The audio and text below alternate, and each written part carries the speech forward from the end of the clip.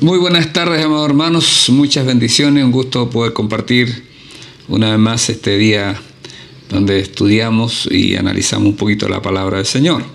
Vamos a estar terminando, en la gracia de Dios, hoy día el libro de Pablo, la carta de Pablo, la primera carta de Pablo a los tesalonicenses. Así que voy a leer como acostumbramos ahí del verso 12 al 28. Os rogamos, hermanos, que reconozcáis a los que trabajan entre vosotros y os presiden el Señor y os amonestan, y que los tengáis en mucha estima y amor por causa de su obra. Tengan paz entre ustedes. También os rogamos, hermanos, que amonestéis a los ociosos, que alentéis a los de poco ánimo, que sostengáis a los débiles, que seáis pacientes para con todos. Mirad que ninguno pague a otro mal por mal, antes seguid siempre lo bueno unos para con otros y para con todos. Estad siempre gozosos, orad sin cesar, dad gracias en todo, porque esta es la voluntad de Dios para con vosotros en Cristo Jesús. No apaguéis al Espíritu, no menospreciéis las profecías, examinadlo todo, retened lo bueno, absteneos de toda especie de mal. Y el mismo Dios de paz os santifique por completo, y todo vuestro ser, espíritu, alma y cuerpo, sea guardado irreprensible para la venida de nuestro Señor Jesucristo. Fiel que os llama, el cual también lo hará. Hermanos, orad por nosotros. Saluden a todos los hermanos con ósculo santo. Os conjuro por el Señor que esta carta se lea a todos los santos hermanos. La gracia de nuestro Señor Jesucristo sea con vosotros. Amén. Dios bendiga esta palabra en nuestros corazones. Oremos. Padre Celestial, gracias por su inmensa bondad. Gracias, Padre, por su inmenso amor. Gracias, Padre, por esa fidelidad infinita que usted tiene. Ruego, Padre, que usted pueda guiarnos, inspirarnos en todo lo que podamos compartir esta tarde a través de esta carta, inspirada por el Espíritu a través del apóstol Pablo, Señor, y escrita a través del apóstol Pablo para nosotros. Te amamos y pedimos tu bendición en el nombre de Jesús. Amén y amén. Pablo está ya en sus últimas palabras aquí en esta carta. Y siempre él ha estado hablando antes de la venida del Señor y cómo debemos esperar ese momento. Pero la vida cristiana es una vida del diario vivir, no es de un momento, ¿no es cierto? Sino que somos cristianos y vivimos, dormimos como cristianos, nos levantamos como cristianos, comemos como cristianos, nos divertimos como cristianos, trabajamos como cristianos, porque somos cristianos, esa es la verdad. O esa es la razón, ¿no es cierto?, por la cual nosotros queremos estar en Cristo.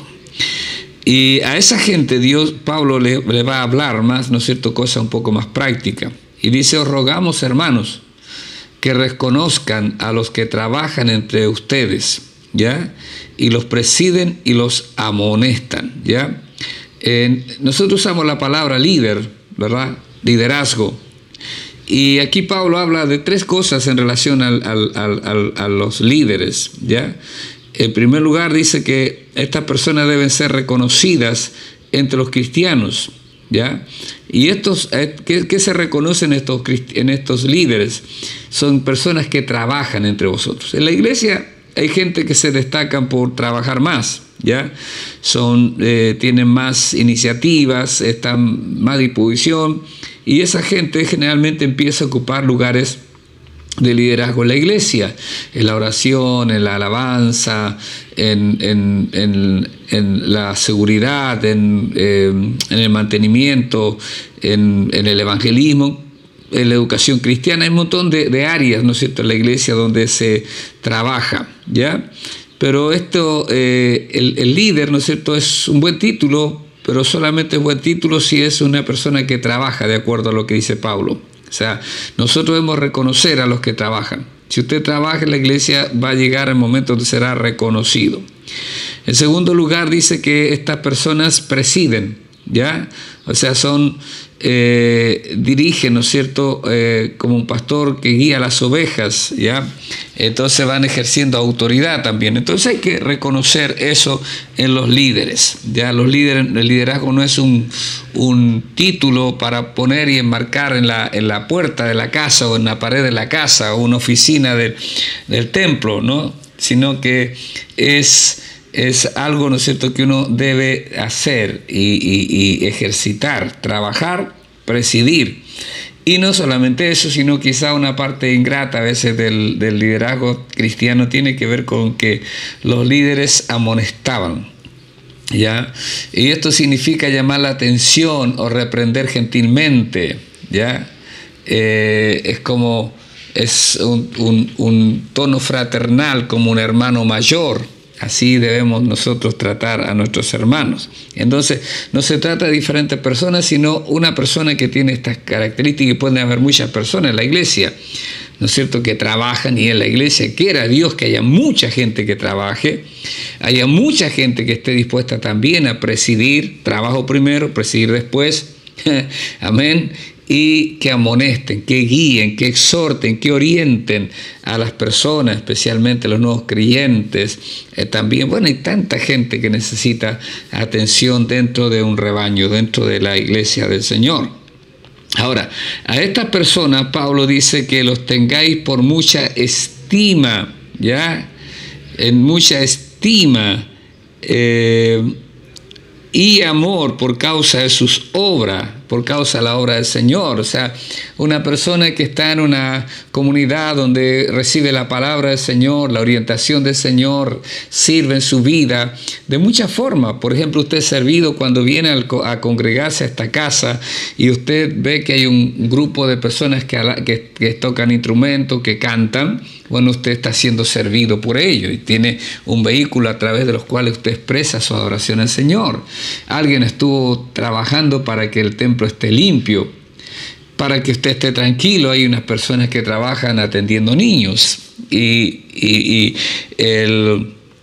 oran por usted. Usted está siendo servido, ¿ya? Si usted requiere algo, seguramente va a llamar al pastor y el pastor le atenderá. Entonces, hermanos, ahora usted, lo que debe hacer la iglesia, ¿no es cierto?, es a sus líderes tenerlos en estima y amor, ¿ya? Amor, ¿ya? Los ministros cristianos que predican la verdad completa y se esfuerzan en la palabra y la doctrina merecen más que respeto, ¿ya? El apóstol ordena que sean estimados en amor, dice acá el texto. Dijo un comentarista bíblico por ahí, hermanos, que si usted no está dispuesto, ¿no es cierto?, a amar, ¿no es cierto?, a su pastor, a sus pastores, a sus líderes, debería ponerse de rodillas y pedirle al Espíritu Santo que cambie su corazón, o irse a otro lado y someterse a un pastor al que pueda estimar y amar para cumplir la palabra de Dios, ¿ya? Solamente hablo del comentario que hace David Guzik por ahí, ¿ya?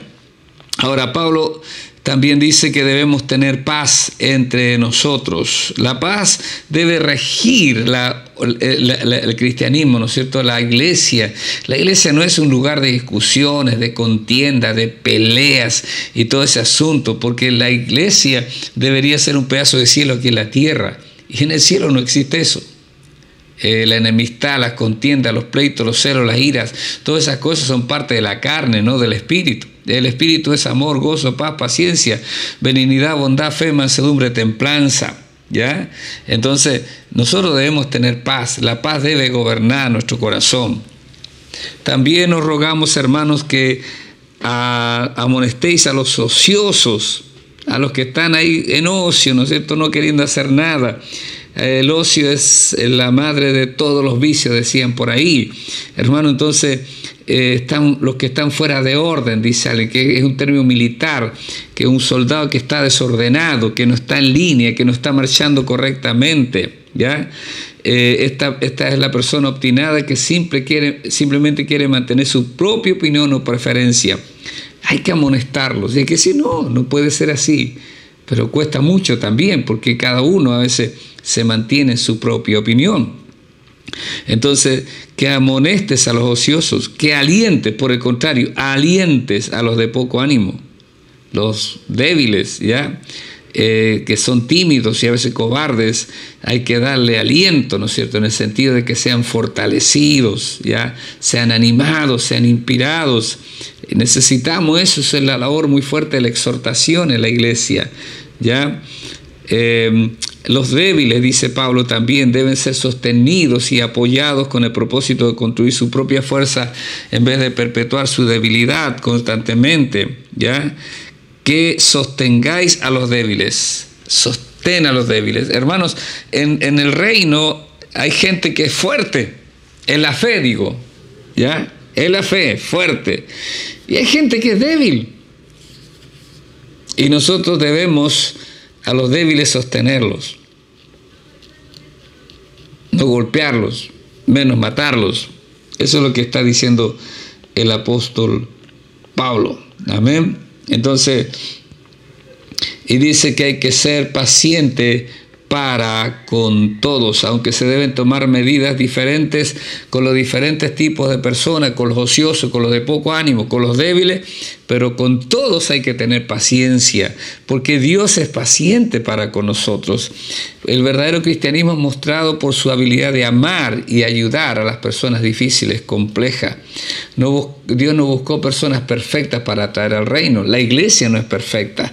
Usted no tiene un pastor perfecto, ni el pastor tiene ovejas perfectas, ni usted tiene, ¿no es cierto?, compañeros de caminar, de andar perfecto. Todos somos defectuosos, débiles, pequeños, a veces complicados, a veces, hermano, pero con todo nosotros debemos ser pacientes para con todos.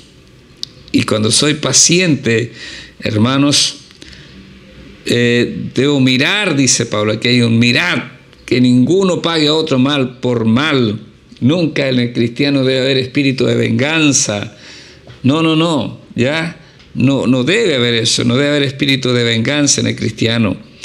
Antes, seguid siempre lo bueno unos para con otros y para con todos. O sea, ahí rige la ley del amor, ¿no es cierto? El amor es el que busca el bien del prójimo. Si usted ama, usted busca que el prójimo esté bien, que el prójimo esté en excelentes condiciones, la mejor forma de ayudar, ¿no es cierto? Pero no está vengándose, no está pensando mal, no está queriendo el mal de alguien. Eso está bien, pero para los impíos, para los que no conocen a Dios, para los que conocemos a Cristo, hermano, no está bien, ¿no es cierto?, que pagar a otro mal por mal. Me hiciste mal, te pago mal. Ojo por ojo, diente por diente, es la ley del talión. Pero Jesús dijo, pero yo digo, al que te hiere una mejilla, ponle también la otra. ¡Wow! Eso es ser radicales, ser cristianos, potentes, poderosos. Antes seguí siempre lo bueno para con otros y para con todos. O sea, un cristiano debe seguir lo bueno, buenas conversaciones, buenas actitudes, buenos pensamientos. Es lo que debe tener un hijo de Dios, un hombre, una mujer de Dios, para con todos. 16. Está siempre gozosos. Está siempre gozosos, hermanos amados. No solo gozarse en las cosas difíciles, sino también a veces las penas, las tristezas, los conflictos, las dificultades. El cristiano debe estar siempre gozoso porque su gozo no se basa en las circunstancias, sino en Dios. Y Él, ¿no es cierto?, en Dios comienza el gozo del cristiano. ¿Ya? El gozo del Señor es nuestra fortaleza. Las circunstancias cambian, amén, pero Dios jamás cambia. Entonces un cristiano, hermanos, debe tener gozo. Dijo que escribió este famoso evangelista Spurgeon, comillas, dice: estoy obligado a mencionar entre las curiosidades de la iglesia que he conocido muchos cristianos profundamente espirituales que han tenido miedo de gozarse. Algunos toman tal punto de vista de la religión que para ellos es un deber sagrado ser melancólico. Dijo el mismo Spurgeon: voltea este libro y ve si hay en algún precepto que el Señor te haya dado en el que diga: giman siempre en el Señor. Y una vez más le digo que giman, no.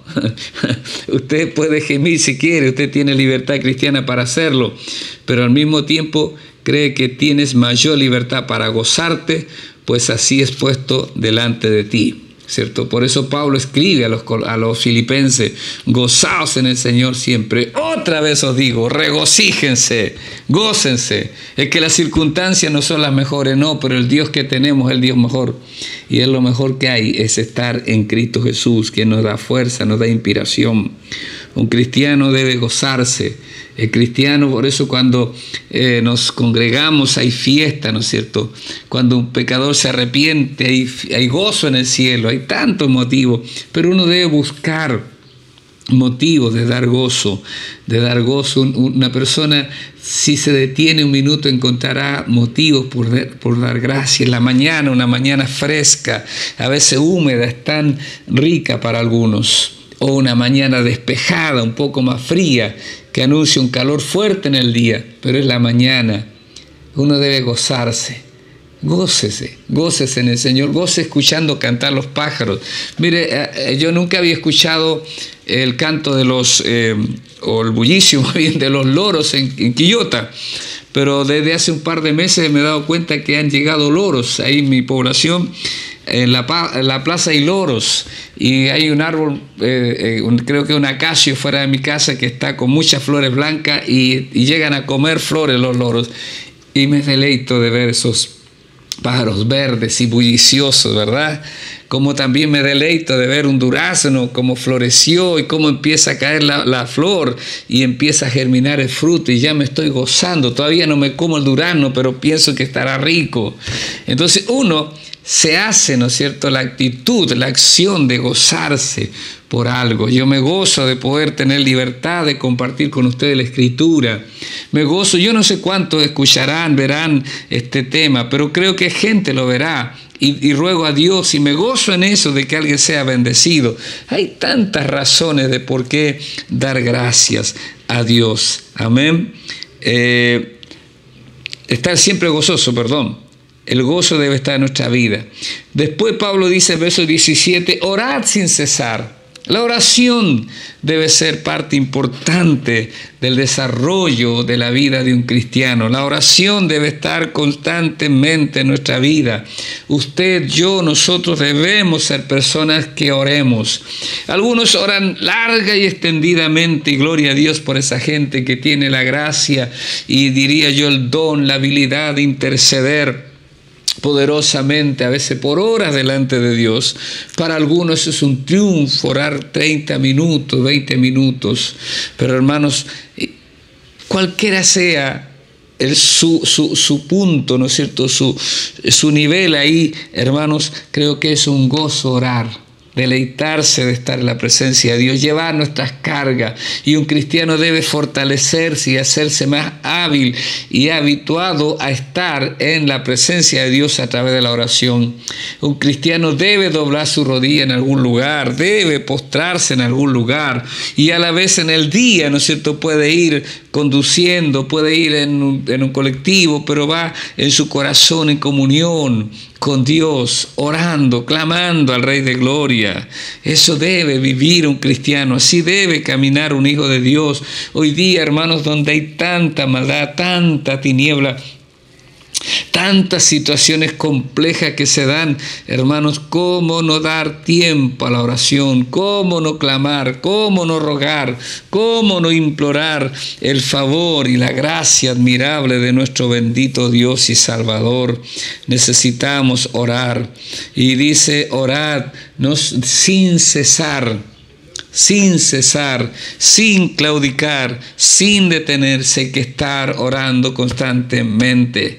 Lamentablemente, a veces para algunos cristianos, hermanos, la oración no tiene parte en su vida, excepto cuando viene de repente viene a la iglesia y se ora un par de oraciones ahí, nada más. Eso no está bien.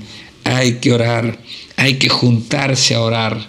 Hay que escuchar las convocatorias de la iglesia a la oración, conectarse, ¿verdad? Hoy día hay otros medios donde nos juntamos virtualmente. Llevamos, creo, poco más de 3 años orando todas las noches, de lunes a viernes. Ahora, hermanos, cuando comenzamos orando por la gente de salud en los tiempos de la pandemia, y Dios nos ha bendecido con gente que sigue orando. Y hemos invitado tanto, pero no todos acceden.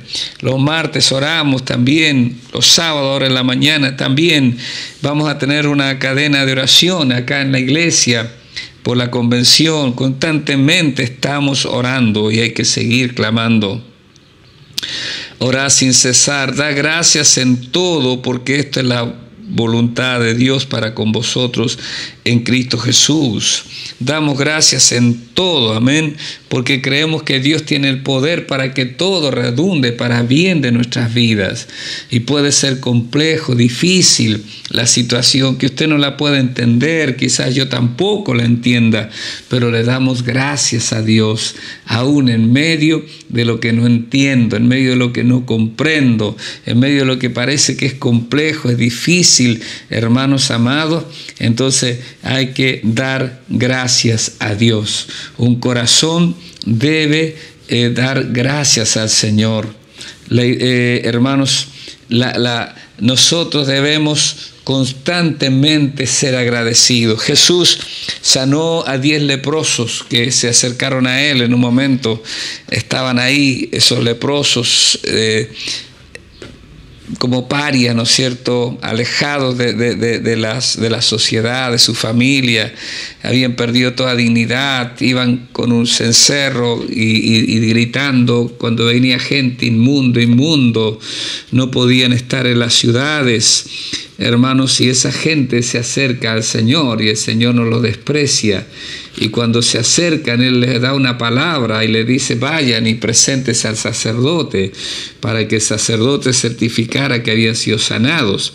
No son sanados inmediatamente, pero los hombres con fe caminan, se mueven y van hacia el sacerdote. Entre ellos un samaritano, uno que no era despreciado por los judíos. Y cuando van el camino, de repente se dan cuenta que han sido sanados, que su piel, que en un momento se está cayendo, todo escamosa, todo lo que significaba esa terrible enfermedad, ya no está. Ahora hay una piel sana. Y dice que un hombre que era samaritano se devuelve y va delante del Señor Jesús y se postra delante del Rey. Y le dice, Jesús dice: ¿no fueron 10 los que fueron sanados? ¿Y dónde están los 9? Solo volvió este samaritano para dar gloria a Dios, para dar gracias.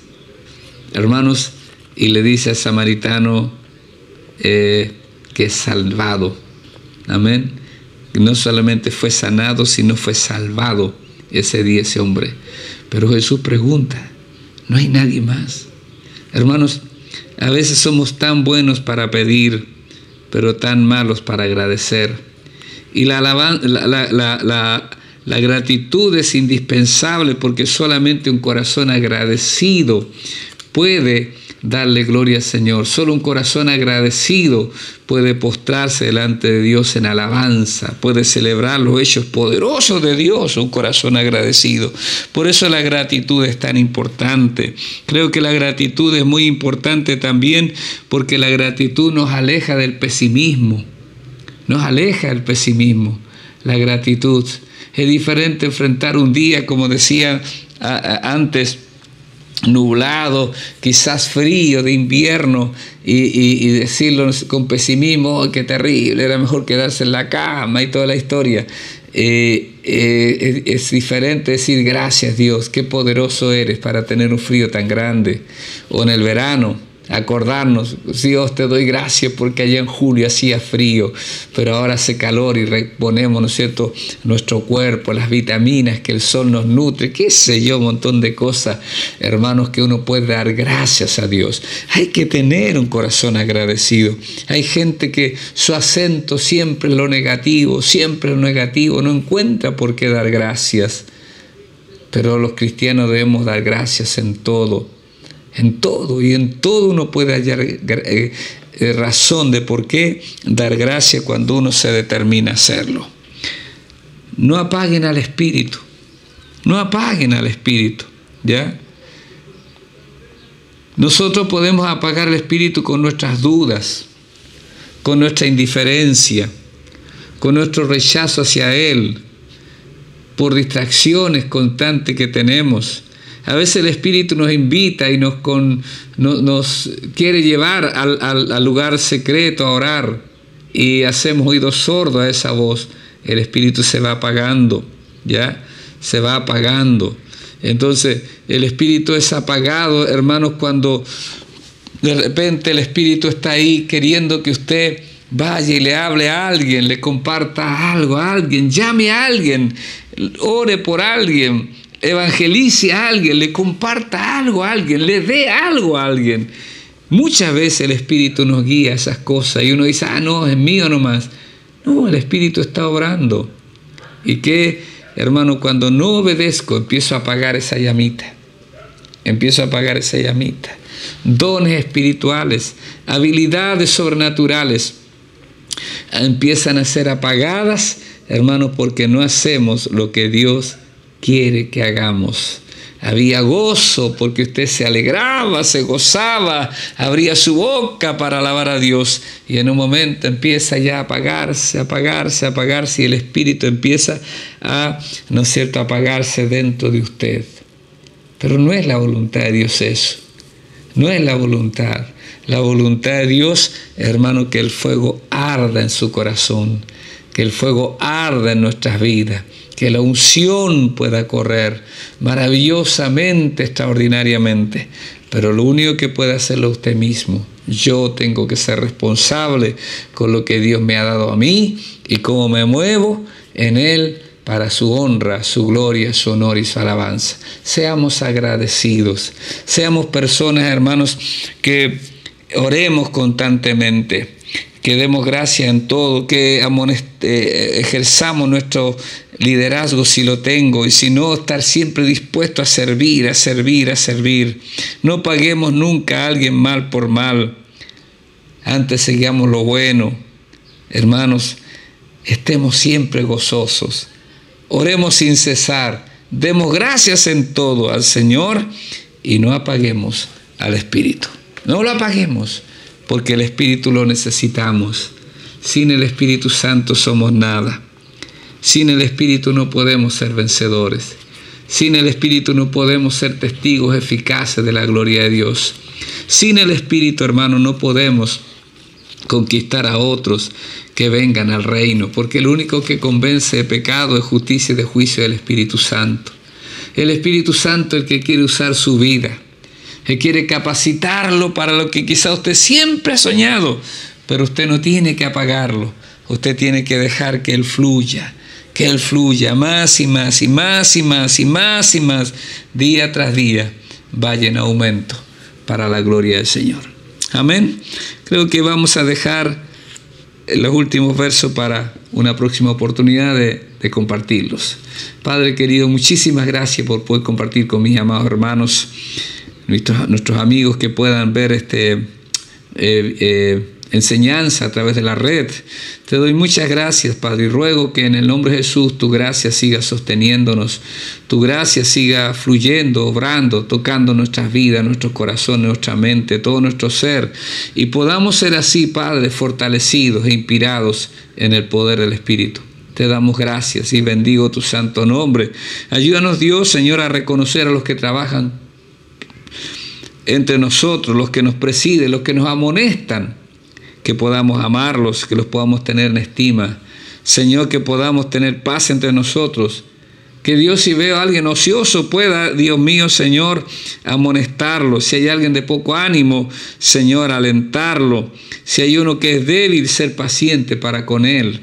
Señor, que nunca paguemos a otro mal por mal y siempre sigamos lo bueno para con todo, Dios mío.